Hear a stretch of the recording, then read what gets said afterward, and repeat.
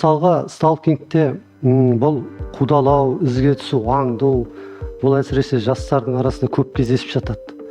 Мысалға бұрынғы жүріп жүрген қызы болуы мүмкін, жігіті болуы мүмкін, жаңағы азаматтық некедегілер болуы мүмкін, енді бұрынғы достары болуы мүмкін. Бұл көп әртүрлі фактор болады. WhatsApp жүйесі, мессенджерлер арқылы жазады сізге, мазалайды. Сіз ескертесіз, жазбаңыз, сөйлескім келмейді. Блокқа қойсаңыз, жұмыс орныңыздан күтіп алып, оқу орнына келіп, өзінің мақсатына жеткісі келеді, яғни құқық бұзушылық.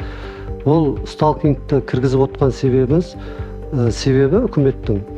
Бұл ары қарай бұдан ауыр қылмыстардың жаңағы алдын алу мақсатында енгізілді бізге. Сталкингтің жаңағы алдын алмау кесірінен қазаға ұшырауға байланысты қылмыстар болып жатыр. Шымкент қаласында сондай жағдайлар орын алды. Осы қыз бала Нұрай деген, естеріңізде. Қазір енді әлеуметтік желіде ол туралы бар кеңінен. Ол мәселені жаңағы президент те көтерді құрылтайда Қызылорда қаласында. Сталкингке байланысты шара қабылдамаған үшін Шымкент қаласының жаңағы департамент полиция бастығы қызметінен босатылды.